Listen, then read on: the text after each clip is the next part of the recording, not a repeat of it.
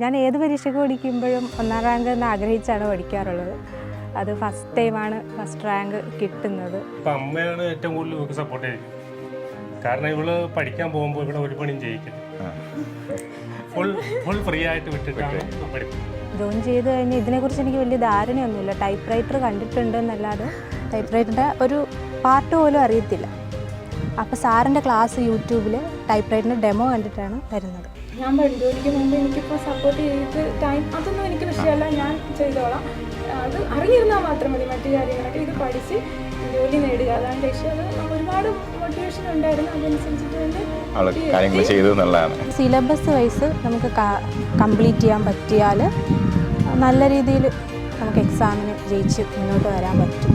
ഓരോരുത്തർക്കും പറ്റും. എല്ലാവരുടെയും മോട്ടിവേഷൻ അവരവരുടെ ജീവിത സാഹചര്യങ്ങൾ തന്നെയാണ്.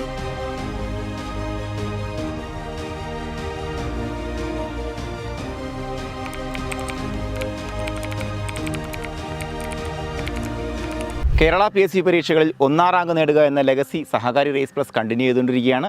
ഇന്ന് ഞാൻ ചേരുന്നത് ഹേമയോടൊപ്പമാണ്. ആലപ്പുഴ ജില്ലയിൽ LD ടൈപ്പിസ്റ്റ് പരീക്ഷയിൽ ഒന്നാം റാങ്ക് ഹോൾഡറായിട്ടുള്ള ഹേമയാണ് ഇന്ന് നമ്മളൊപ്പം ചേരുന്നത്. ഹേമയുടെ എക്സ്പീരിയൻസ് നിങ്ങൾക്ക് ഒരുപാട് പ്രചോദനമാകാൻ പറ്റും. പ്രത്യേകിച്ച് കേരളത്തിൽ ലക്ഷക്കണക്കിന് ഉദ്യോഗാർത്ഥികളാണ് ഒരു സർക്കാർ ജോലിക്ക് വേണ്ടി അശ്രാന്ത പരിശ്രമം നടത്തുന്നത്. അപ്പോൾ അത്ര ഒരു മത്സരത്തെ അതിജീവിച്ചുകൊണ്ട് ഒരു ജില്ലയുടെ റാങ്ക് ലിസ്റ്റിൽ ഒന്നാം റാങ്കിൽ എത്തുക എന്ന് പറയുമ്പോൾ ഹേമ, കൺഗ്രാറ്റ്സ്. ഓക്കെ, എന്തായാലും ഹേമ, നമ്മുടെ ഈ ഒരു അച്ചീവ്മെൻറ്റിൽ നിങ്ങൾക്ക് എന്താണ് ഈ അച്ചീവ്മെൻറ്റ് ആദ്യം ആർക്ക് സമർപ്പിക്കുന്നു? ഇങ്ങനെ ഒരു ഒന്നാം റാങ്ക് കിട്ടിയതിൽ എനിക്ക് ഒരുപാട് സന്തോഷമുണ്ട്. ഞാൻ ഏത് പരീക്ഷയ്ക്ക് പഠിക്കുമ്പോഴും ഒന്നാം റാങ്ക് എന്ന് ആഗ്രഹിച്ചാണ് പഠിക്കാറുള്ളത്.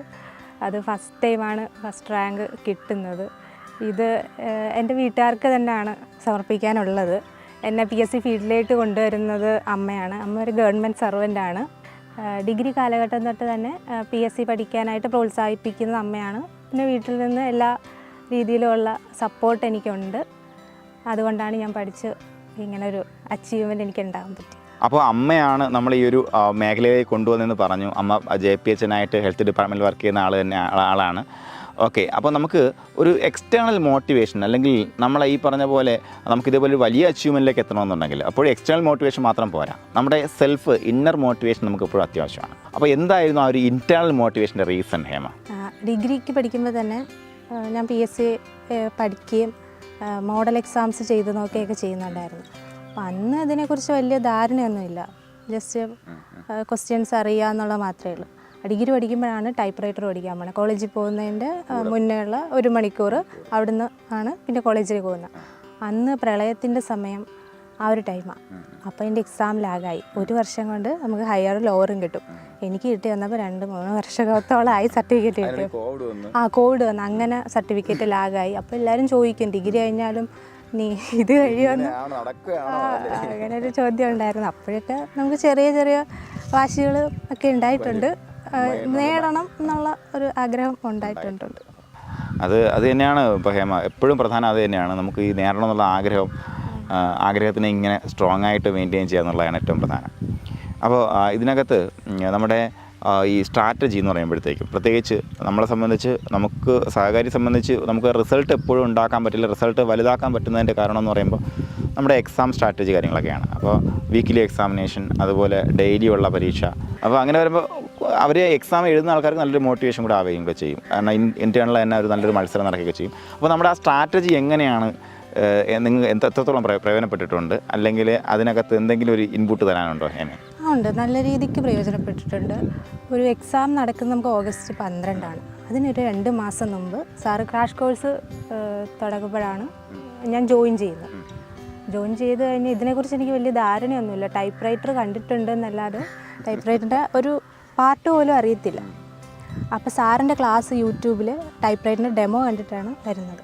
അപ്പോൾ ടൈപ്പ് റൈറ്ററിൻ്റെ നോട്ടൊക്കെ ഞാൻ പഠിക്കാൻ എടുത്ത് വെച്ചിട്ടും ഇത് കയറുന്നില്ല. അപ്പം സാറത് പിക്ചർ കാണിച്ചൊക്കെ പഠിപ്പിച്ച് തന്നപ്പം നല്ലോണം മനസ്സിലായി. അങ്ങനെയാണ് ഞാനവിടെ ജോയിൻ ചെയ്യുന്നത്. പിന്നെ 2 മാസത്തെ എഫേർട്ടാണ്, വെറും 2 മാസത്തെ എഫേർട്ടാണ്. 2 മാസത്തെ എഫേർട്ട്, കാരണം ടൈപ്പ് റൈറ്ററിൻ്റെ ഫുൾ പോർഷൻസ് അവിടെ നിന്ന് ഞാൻ കവർ ചെയ്തിട്ടുണ്ട്. അപ്പോൾ എന്തായാലും ഇനി വരാൻ പോകുന്ന, പ്രത്യേകിച്ച് നമുക്ക് ടൈപ്പിസ്റ്റ് പരീക്ഷയാണെന്നുണ്ടെങ്കിലും LD ക്ലർക്ക് പരീക്ഷയാണെന്നുണ്ടെങ്കിലും ഏത് പരീക്ഷയാണെന്നുണ്ടെങ്കിലും എല്ലാവരുടെയും മനസ്സിൽ കുറേ പ്രശ്നങ്ങളുണ്ട്, ചോദ്യങ്ങളുണ്ട്. അപ്പോൾ ചോദ്യങ്ങൾ പലതാണ്. നമ്മുടെ ഏജിൻ്റെ പ്രശ്നം, പഠിച്ചാൽ കിട്ടുമോ, അല്ലെങ്കിൽ ഞാൻ എത്തുമോ, അങ്ങനെയൊക്കെ ഒരുപാട് ക്വസ്റ്റ്യൻസ് ഉണ്ട്. അപ്പോൾ ആ ക്വസ്റ്റ്യൻസിന് എന്താണ് ഹേമയുടെ ഉത്തരം? എന്താണ് ഇനി വരാൻ പോകുന്ന ആൾക്കാരുടെ അടുത്ത് ഹേമയ്ക്ക് പറയാനുള്ളത്? ഞാൻ ഡിഗ്രി കഴിഞ്ഞ് നേരിട്ട് തന്നെ PSCയിലോട്ട് ഇറങ്ങുമായിരുന്നു. വേറെ PG ചെയ്യാനോ ഒന്നിനും പോയില്ല. അപ്പം എല്ലാ ഭാഗത്തു നിന്നും അങ്ങനെയുള്ളൊരു പ്രഷർ എനിക്കുണ്ടായിരുന്നു. ഡിഗ്രിക്ക് നല്ല മാർക്കുണ്ടായിരുന്നു, PGക്ക് പോയില്ല, അങ്ങനെയുള്ള ഒരുപാട് കാര്യങ്ങളുണ്ടായിരുന്നു. ഒരുപാട് പേരുടെ അഭിപ്രായങ്ങൾക്കിടയിലും നമ്മൾ അത് മൊത്തം തടസ്സങ്ങളായിരുന്നു. എക്സാം മാറ്റി വയ്ക്കുക, ഒരുപാട് കാര്യങ്ങളുണ്ടായിട്ടുണ്ട്. അപ്പോൾ എനിക്ക് ഫാമിലിപരമായിട്ട് അങ്ങനെയുള്ള ബുദ്ധിമുട്ടുകളൊന്നും ഇല്ലെന്നേ ഉള്ളൂ.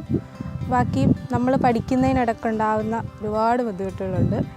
അതെല്ലാവർക്കും പല പല സാഹചര്യങ്ങളും ഒക്കെ ആയിരിക്കാം. അതിൽ നിന്ന്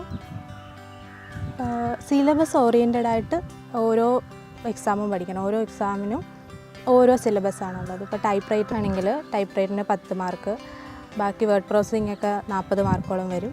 പിന്നെ മലയാളം 20 മാർക്കിനുണ്ട്, ഇംഗ്ലീഷുണ്ട് 20 മാർക്കിന്, പിന്നെ നവോത്ഥാനം ഒരു 10 മാർക്കിനുണ്ട്. അങ്ങനെ ആ സിലബസ് വൈസ് നമുക്ക് കംപ്ലീറ്റ് ചെയ്യാൻ പറ്റിയാൽ നല്ല രീതിയിൽ നമുക്ക് എക്സാമിന് ജയിച്ച് മുന്നോട്ട് വരാൻ പറ്റും. ഓരോരുത്തർക്കും പറ്റും. എല്ലാവരുടെയും മോട്ടിവേഷൻ അവരവരുടെ ജീവിത സാഹചര്യങ്ങൾ തന്നെയാണ്.